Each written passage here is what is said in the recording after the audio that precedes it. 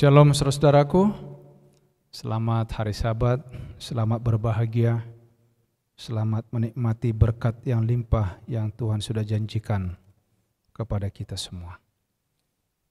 Kita bersyukur karena Sabat ini kita diberikan waktu, satu Sabat kita lebih dekat kepada kedatangan Tuhan.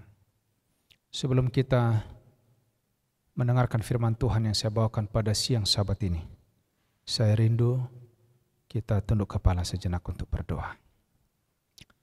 Bapa di sorga, terpuji namamu.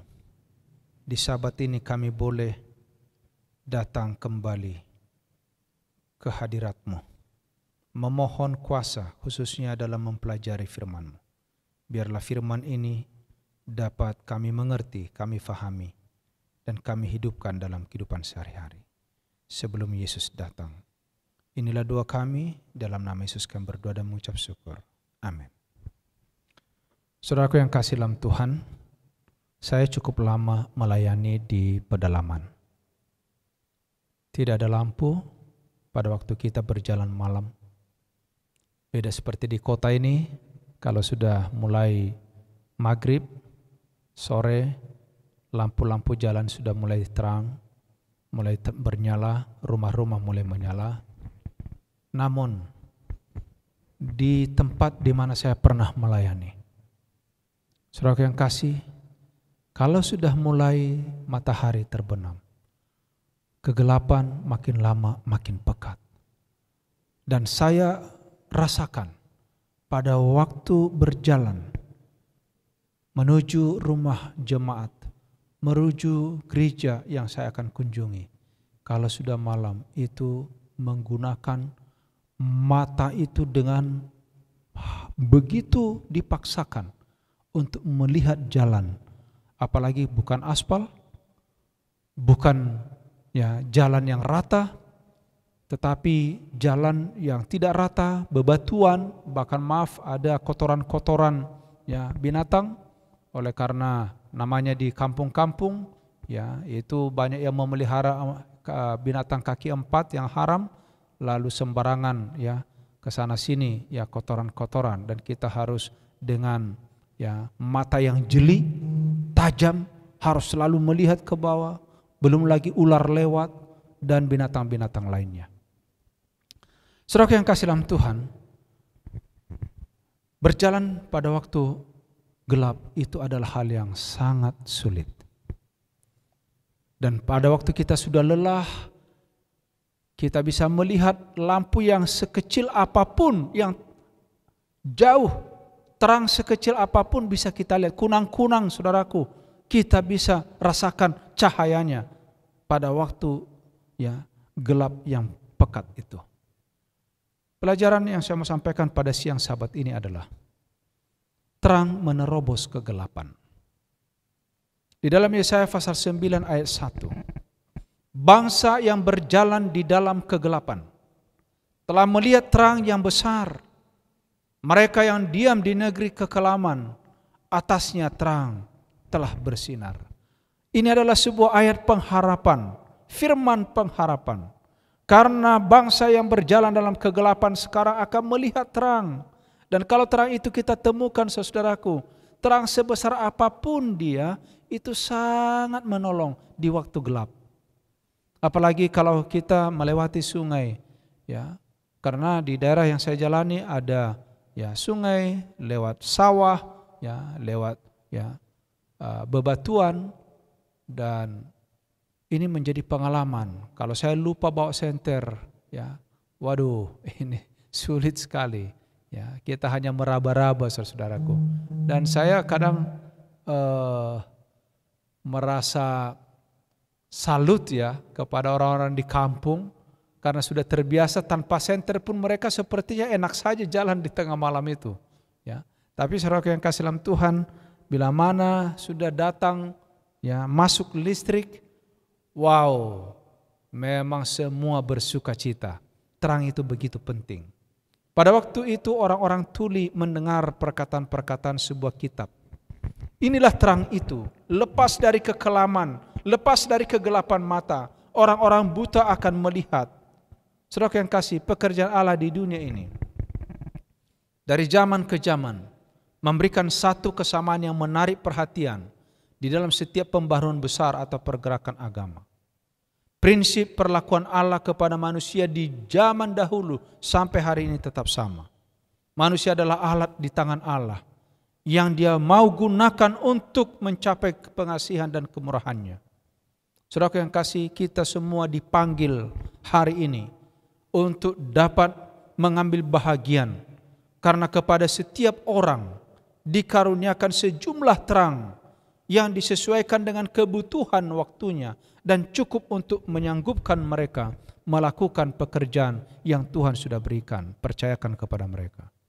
Saudara-saudara yang kasih dalam Tuhan, kita ini sekarang adalah anak-anak terang karena kita memiliki kebenaran firman Allah. Dan sekarang kita ini adalah perwakilan Allah, perpanjangan tangan Tuhan. Dia mau supaya kita membawa. Kenapa dikatakan di sini? Tidak seorang pun, betapapun ia dihormati oleh sorga, yang pernah memperoleh pengertian sepenuhnya mengenai rencana keselamatan, atau bahkan menghargai sepenuhnya rencana keselamatan, bahkan menghargai sepenuhnya maksud ilahi dalam pekerjaan pada zamannya. Ya, saudara yang kasih, manusia tidak mengerti sepenuhnya apa yang dicapai Allah dalam pekerjaan yang diberikannya kepada mereka untuk dilakukan.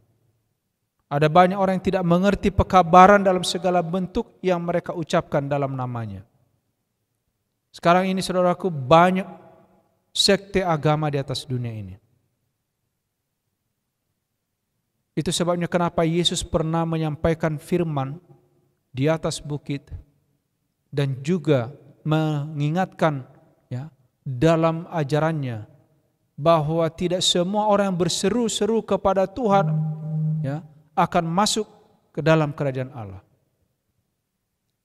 Bahkan orang yang melakukan mujizat atas namanya, yang melakukan menyembuhkan orang sakit, mengusir setan atas namanya, itu tidak jaminan untuk masuk ke sorga. Yang jaminan adalah apa kata Tuhan? Yang melakukan kehendak Bapanya. Terang kebenaran sudah diberikan kepada saudara dan saya. Firman Tuhan sudah dipampangkan, sudah dibentangkan kepada kita. Sekarang kita harus hidupkan, saudaraku. Dikatakan di sini, dapatkah engkau memahami hakikat Allah, menyelami batas kekuasaan yang maha kuasa? Karena rancangan Allah bukanlah rancanganmu, rancangan jalanmu bukanlah jalanku, kata Tuhan. Bahwasanya aku adalah Allah yang tidak ada seperti aku yang lain, yang memberitahukan dari mulanya dan yang kemudian dan dari zaman purbakala apa yang belum terlaksana. Ayub 11 ayat 7 dan Yesaya 55 ayat 8 dan 9. Ya, demikian juga pasal 46 ayat 9 dan 10. Saudaraku yang kasih dalam Tuhan, harus ada usaha untuk mempelajari firman Allah. Sekarang sesibuk apapun kita, jangan lupa saudara untuk mempunyai komunikasi dengan Tuhan, mempelajari firman Tuhan. Betapa menjadi satu pelajaran bagi umat pada zaman kekristenan. Karena nubuatan-nubuatan ini diberikan kepada hambanya untuk keuntungan mereka. Dan ini adalah merupakan satu teguran bagi pecinta keduniawian serta kesenangannya. Bagi mereka yang acuh tak acuh, yang puas hanya menyatakan bahwa nubuatan itu tidak bisa dimengerti. Setan sedang membutakan pikiran. Saudaraku yang kasih dalam Tuhan, tidak jarang pikiran orang-orang, bahkan pikiran hamba-hamba Allah dibutakan oleh pendapat-pendapat, tradisi, ajaran palsu manusia. Sehingga mereka tidak mampu menangkap hal-hal yang indah dari firman Tuhan. Saudara-saudaraku yang kasih dalam Tuhan, di dalam Kemenangan Akhir halaman 361, apa dikatakan di sini? Pikiran mereka telah diilhami oleh konsep populer mengenai Mesias sebagai Raja dunia yang akan mengangkat Israel ke atas tahta kekaisaran universal. Dan mereka tidak bisa mengerti arti kata-kata Yesus yang memberitahukan penderitaan serta kematiannya. Kenapa? Walaupun sudah lama seperti murid-murid bersama-sama Yesus, Tidak terbuka pikiran mereka kepada hal-hal rohani karena mereka tutupi dengan hal-hal duniawi. Jadi jangan heran saudaraku yang kasih, sekalipun sudah pernah ada orang mengatakan sama saya, pendeta saya sudah ada 20 kali lebih membaca Alkitab ini. Saudaraku, biar 20 kali kita baca Alkitab ini, kalau kita tidak fahami dan kita tidak melakukannya, itu semuanya tidak berarti, saudara. Saya belajar dengan Alkitab ini, firman ini, yang penting ialah waktu kita baca, kita dengar, lakukan. Itu Wahyu 1 ayat 3. Berbahagialah orang yang membaca, yang mendengar dan melakukan. Bukan hanya baca, bukan hanya dengar, tapi melakukan, saudara-saudara. Saudara yang kasih dalam Tuhan, dalam kesedihan murid-murid, mereka tidak mengingat kata-kata Kristus yang menunjukkan kepada penderitaannya. Saudaraku yang kasih, inilah pertanyaan yang menyiksa batin mereka sementara juru selamat terbaring dalam kubur selama berjam-jam pada hari Sabat penuh. Apa itu? Jika Yesus orang Nazaret ini adalah Mesias yang sejati, mengapa harus terjerumus ke dalam kesedihan dan kekecewaan? Tidak masuk akal pikiran mereka kenapa Yesus ini adalah Allah tapi bisa mati di kayu salib. Dan itu sampai hari ini juga menjadi pertanyaan orang-orang yang meragukan firman Tuhan. Dan ingat, inilah kuncinya kenapa mereka tidak memahaminya. Adalah kesombongan hati mereka. Kehausan terhadap kemuliaan duniawi yang menuntun mereka bergantung begitu kuat kepada ajaran palsu zaman mereka dan membiarkan kata-kata juru selamat itu berlalu tanpa diperhatikan. Saudara-saudaraku yang kasih dalam Tuhan, saya faham, saya semakin mengerti sekalipun orang mengaku umat Kristen, orang Kristen pengikut Yesus, tetapi hatinya tetap tertutup kepada perintah Tuhan, selalu mengambil banyak ayat-ayat untuk bisa menghindar dari perintah-perintah Tuhan. Kenapa? Karena pikirannya, hatinya ditutupi dengan hal-hal duniawi. Saudara yang kasih dalam Tuhan, kesalahan-kesalahan ini mengakibatkan datangnya pencobaan tajam, tapi diperlukan untuk perbaikan mereka. Tuhan menghargai iman mereka, menghormati penurutan mereka. Kepada mereka dipercayakan pekerjaan penyiaran ke seluruh bangsa tentang Injil. Tuhan mereka yang telah bangkit untuk diperkenalkan. Saudara yang kasih dalam Tuhan, setelah kebangkitan Yesus menunjukkan diri di jalan ke Emmaus. Ia menjelaskan kepada mereka apa yang tertulis tentang Dia di dalam seluruh kitab suci, mulai dari kitab Musa sampai kitab nabi-nabi yang lain. Lukas 24 ayat 27. Sekarang barulah hati murid itu digerakkan. Iman mereka sekarang mulai dinyalakan. Mereka dilahirkan kembali kepada pengharapan yang hidup. Sekarang perkataan nubuatan itu menjadi lebih teguh dan terang Kristus menerobos pikiran mereka yang gelap. Saudara-saudaraku yang kasih dalam Tuhan, sampai Yesus disalib, sampai Yesus di dalam kubur, pikiran murid itu masih tertutup. Mereka tidak ingat apa kata-kata Yesus sebelumnya. Yang ada rasa kecewa, kenapa Yesus bisa mati? Kenapa bukan jadi raja? Tetapi setelah Yesus bangkit dari antara orang mati, dan Yesus menampakkan diri kepada mereka, sekarang baru mulai mereka mengerti. Saudara yang kasih dalam Tuhan, ini perlu bagi kita. Betapa penting kitab perjanjian lama. Sekarang ini banyak gereja yang mengatakan bahwa tidak perlu lagi perjanjian lama. Saudara-saudaraku, makanya banyak orang yang sulit untuk meninggalkan makanan haram, yang sulit untuk menyucikan hari Sabat. Seolah-olah itu adalah beban yang begitu berat. Dan mereka rasa itu tidak penting. Kenapa, saudaraku? Tolong diperhatikan kalimat ini.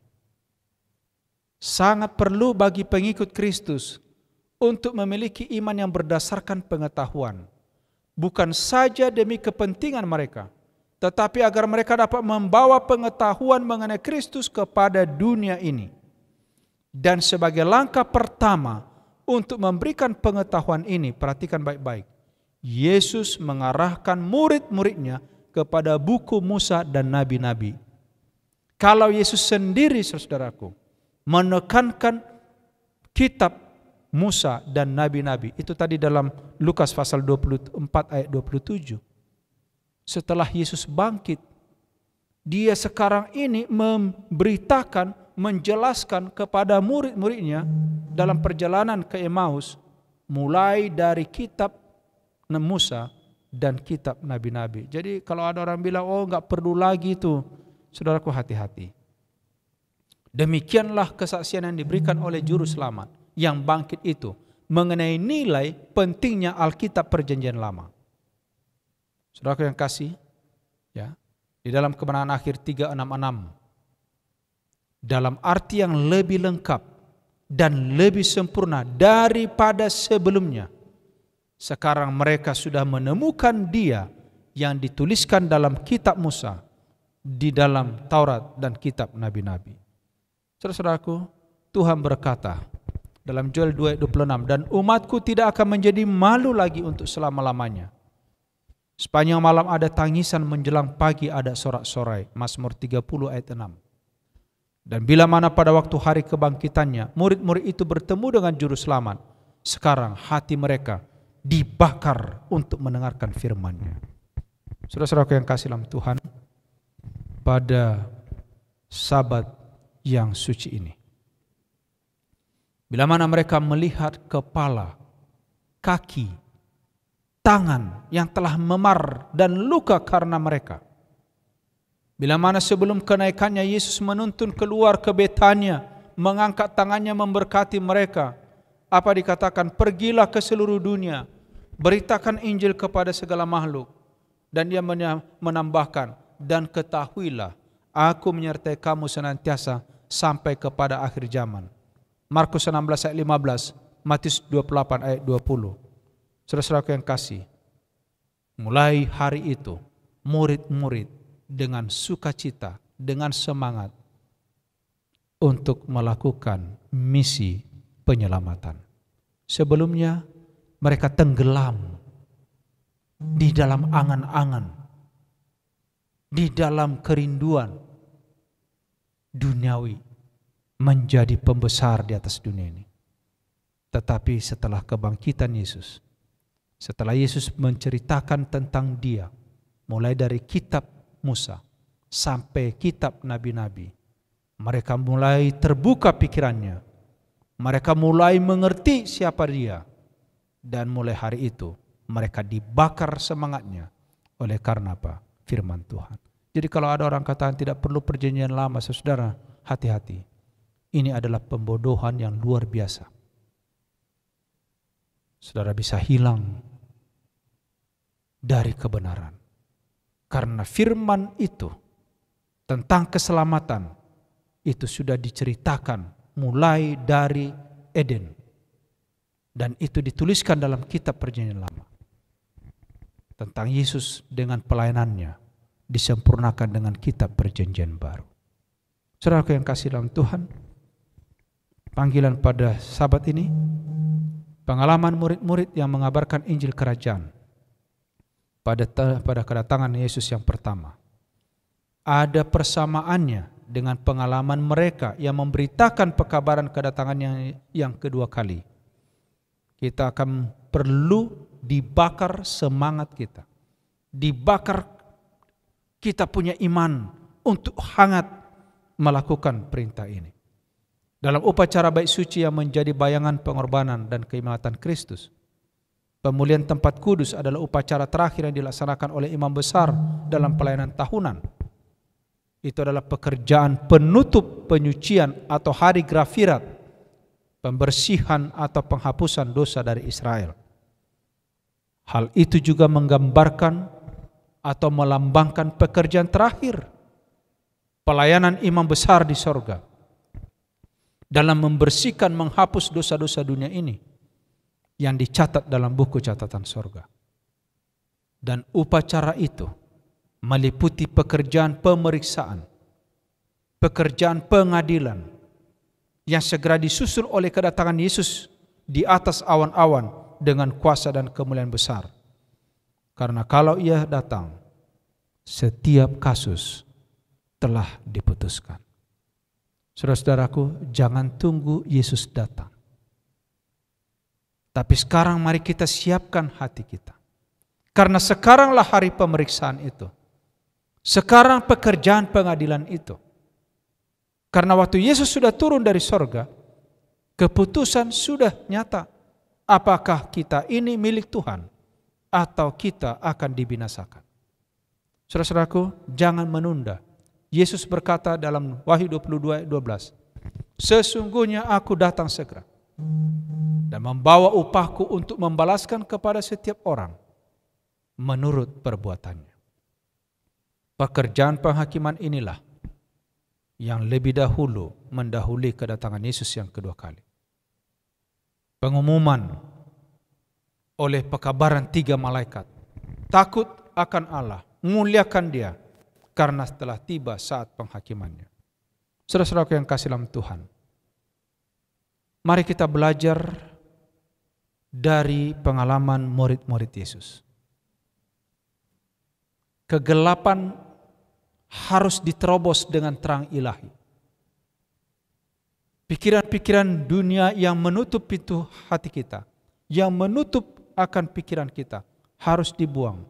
Biarkan firman menembus hati kita, menembus pikiran kita. Kuasa Roh Kudus akan menerangi kita. Kenapa? Dikatakan di sini, mereka akan belajar dari pengalaman yang berbahagia bahwa Ia sangat berbelas kasihan dengan kemurahan yang lemah lembut. Semua jalan-jalan Allah adalah jalan kemurahan, jalan kebenaran bagi orang yang berpegang kepada perjanjiannya dan kesaksiannya. Ayat inti kita tadi, bangsa yang berjalan dalam kegelapan akan melihat terang yang besar. Mereka yang diam di negeri kekelaman, sekarang terbit terang di atas mereka. Saudara-saudaraku, semoga pelajaran firman Tuhan pada Sabat ini membuka pikiran kita. Jangan biarkan hari berlalu di dalam kegelapan rohani. Saudara-saudara, penggodaan setan begitu kuat. Ada banyak cara dia buat. Sekarang ini banyak orang terbawa kepada nasihat-nasihat yang menyesatkan. Menganggap terang baru. Menganggap itu kebenaran. Saudaraku, firman ini sangat sederhana. Sangat sederhana. Dan Yesus pun mengajarkan itu kepada murid-muridnya. Semoga firman ini tetap menjadi makanan rohani kita, supaya kegelapan itu diterobos oleh terang, dan kegelapan hilang, terang yang bersinar. Tuhan memberkati kita. Kita bersatu dalam doa. Bapa di sorga, Bapa yang penuh kasih, terpuji nama-Mu pada hari Sabat yang kudus ini. Sesungguhnya Engkau adalah terang, dan firman-Mu itu adalah terang juga bagi kami. Kami manusia dalam kegelapan, pikiran yang ditutupi oleh roh duniawi. Saat ini Tuhan, biarlah melalui firman-Mu yang kami dengarkan, mengisi hati kami, mengisi pikiran kami, semua hal-hal yang gelap itu dibuang dari kehidupan kami. Biarlah kiranya kuasa Roh Kudus Tuhan memimpin kami, mengendalikan hati dan pikiran kami, agar menantikan kedatangan Yesus yang kedua kali, kami ada di dalam terang Tuhan, dan orang-orang yang ada di sekeliling kami juga akan disinari oleh kemuliaan Tuhan. Ajari kami untuk berbicara melalui firman-Mu, melalui tindakan kasih, melalui pelayanan kami. Oleh sebab itu ya Tuhan, berkati kami, angkat tangan-Mu yang penuh kemuliaan, kedangkan kepada kami semua. Kiranya Tuhan memberkati Engkau dan melindungi Engkau. Tuhan menyinari Engkau dengan wajah-Nya dan memberikan Engkau kasih karunia. Tuhan menghadapkan wajah-Nya kepadamu dan memberikan Engkau damai sejahtera. Kasih karunia Tuhan Yesus, kasih Allah Bapa, persekutuan Roh Kudus memimpin kami dari sekarang sampai Maranatha. Di dalam nama Yesus kami sambut berkat-Mu. Amin.